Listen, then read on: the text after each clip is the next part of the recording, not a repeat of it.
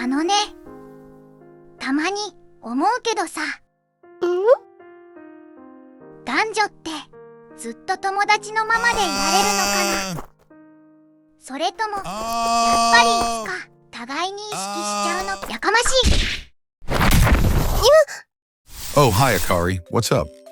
あのさ、人が真面目に話してる時ぐらい静かにしてくれないのかな。ダメだよ。喧嘩は良くないよ。そもそも誰のなの、その犬は。Is that some sort of trick question? いつの間にSo who exactly was that girl? さあ、 Anyways, do you want to talk about this game? いいよ。ねえ、本当に誰のなの？ Not so long ago, I reviewed a game called Moshimo, Ashita, Hare Naraba on this channel. And while today's VN comes from a completely different studio, the two share lots of staff members, primarily the scenario writer, the artist, as well as the composer. However, there's one outlier to this lineup, that one being Masada Takashi, better known for writing VNs such as Irae or K3. A peculiar collaboration, given that he's best known for action-heavy titles rather than slice-of-life stories, which is exactly what caught my attention. Yep, that's totally the reason why I wanted to check out this title, and definitely not because of the dog CG. Hey there, this is Miran, and this is my review of Dear My Friend. ストーリー。 The story begins when the protagonist, after running some errands and walking the dog, returns home and finds a girl at the entrance of his house. At which point his dog leaps forward and tackles the suspicious intruder. Well, kinda. In reality, she's just playing around. And yes, that's a she. Sorry to disappoint you, you sickos. Still, this CG has some truly untapped meme potential. However, before we go any further, here's a quick question for you. Who do you think this character is? A, the protagonist's childhood friend, B, a new transfer student, or C, the protagonist's senpai? If you guessed none of the above, you'd be correct, because that's the protagonist's mother. Like, I'm aware that Japanese artists usually don't want to make their characters look too old, but come on, give her at least a wrinkle or two. At any rate, as it turns out, the protagonist's parents decided to adopt Mai, the girl, because the orphanage she lived in was about to close down.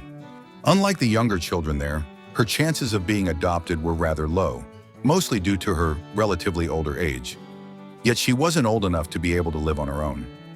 On a side note, I will say that not only is this one of the rare cases in visual novels where the protagonist's parents are fully present, but the game also straight up pulls a Uno reverse card on the rest of the cast.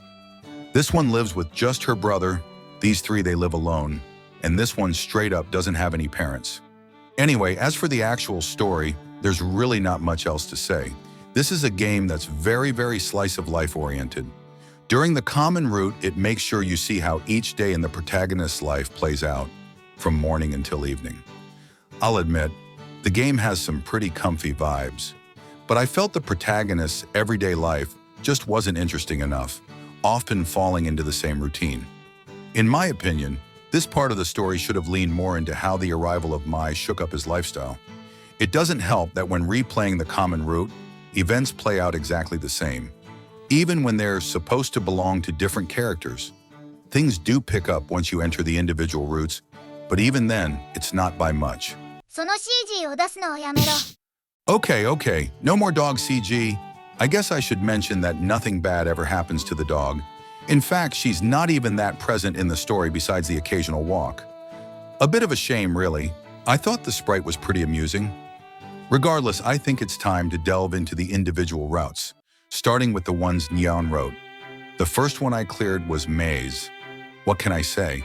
Not only did she give off strong main heroine vibes, but her new verbal tick was way too adorable. As for her route, though, it left me with mixed feelings.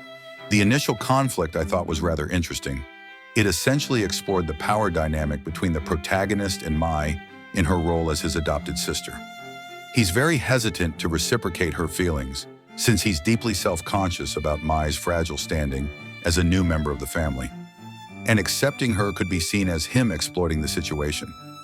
I thought there was plenty of potential in this idea, but for some reason, Midway through the route, the game throws in a completely different narrative angle that ends up being more frustrating than anything else, especially since it boils down to a pointless lack of communication between the two.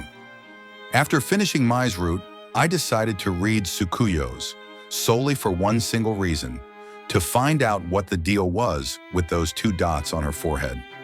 Spoiler alert, I still have no idea. The game doesn't explain it, but to my surprise, I ended up thinking this was the most interesting route of the bunch.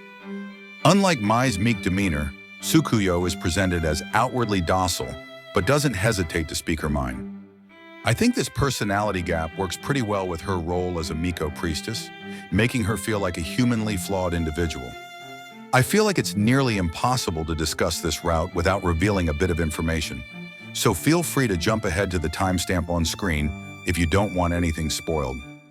Truth be told, it's something that happens very early in her route, but I just wanted to give you a heads up. Basically, she's the target of bullying at school, particularly by a group of her classmates.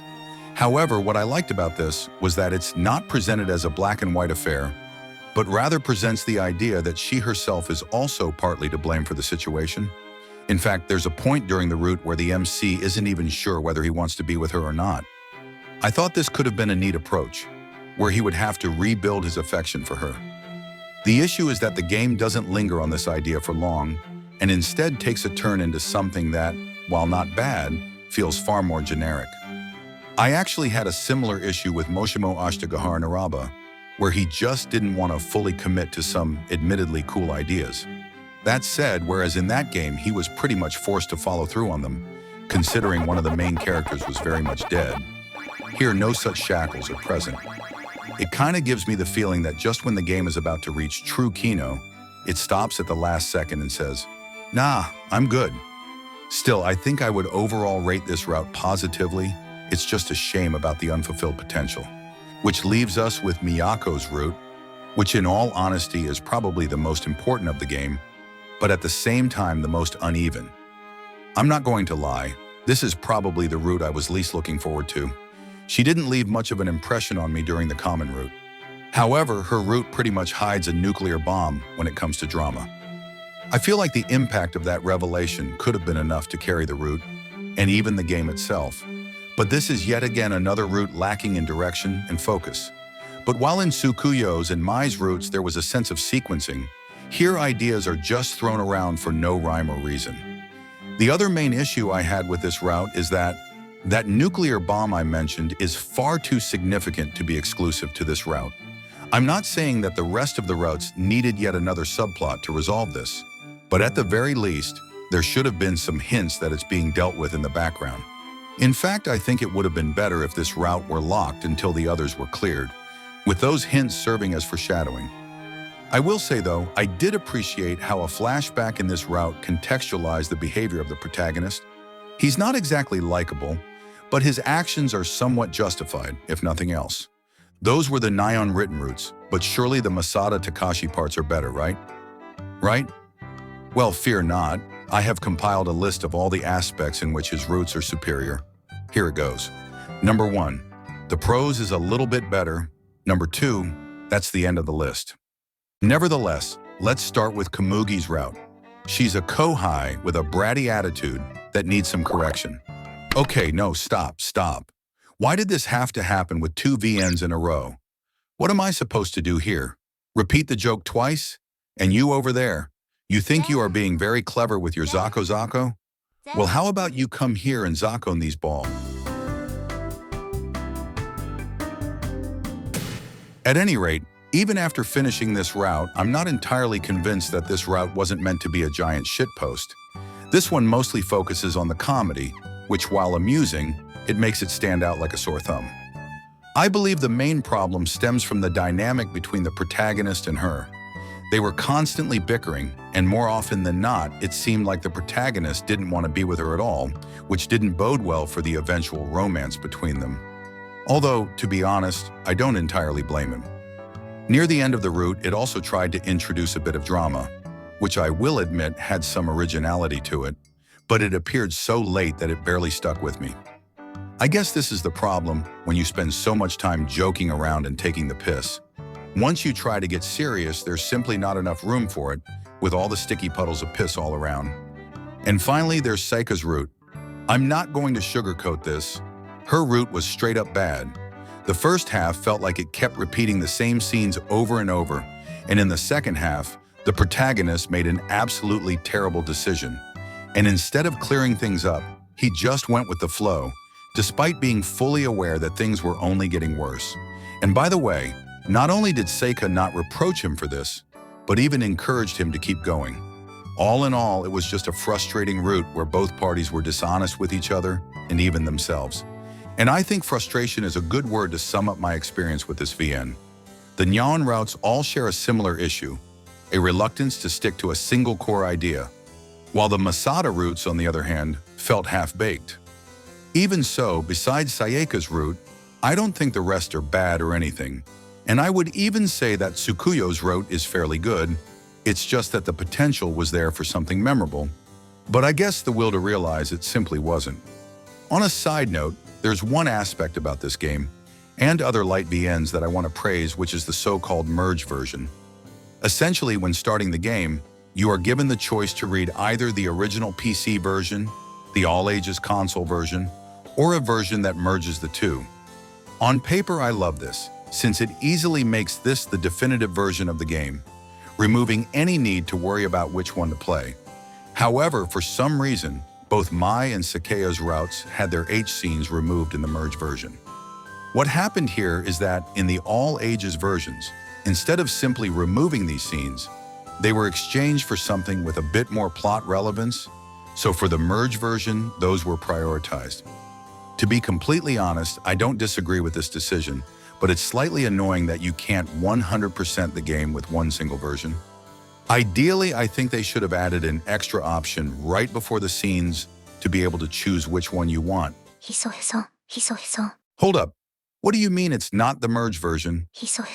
It's called the Marge version? 演出 Regarding its presentation, I think this is one aspect where the game clearly shines. The art style is probably its standout feature, with excellent illustrations by Kusukusu. By the way, does anyone know what happened to him? I feel like he was a fairly prominent artist in the medium, but as far as I can tell, he just vanished without a trace. VNDB says that he is affiliated with Palette, but I'm fairly sure that's info from nearly 2 decades ago. It's kind of odd for an artist of his status to not even have a presence on Twitter or something. Anyways, visually the game also has nice touches, like a snow effect, some subtle character sprite animations, and my favorite, characters getting redder on the event selection screen. Like those sure are some tomato-looking ass faces. The music, on the other hand, I think it's a bit of a mixed bag. Most tracks were all right, but there were also some questionable ones. For example, listen to this one and try to convince me that it doesn't sound like a mosquito.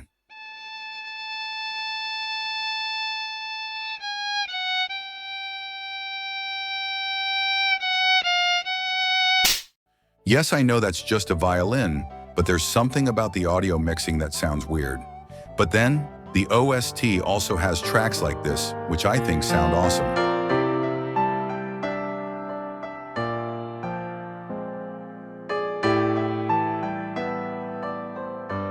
Also, you can give the girls a monocle with the mouse cursor. まとめ In conclusion, Dear My Friend is the definition of a decent but flawed visual novel. The slow pacing, alongside its uneven direction, makes each conclusion less effective than it could be. Similarly, the cast, while compelling and well-written, often make decisions that can lead to frustration, as it can feel like they are acting for the sake of creating unnecessary melodrama instead of trying to resolve their problems.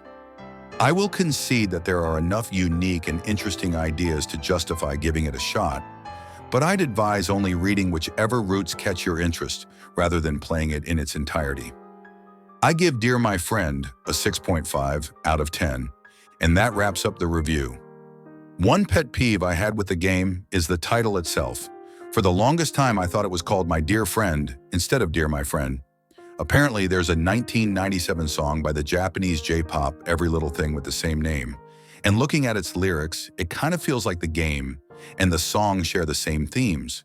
So perhaps the title of the VN was meant to be a reference or something. At any rate, that's going to be it for the video. As always, thanks for watching. See you next time. Miran out.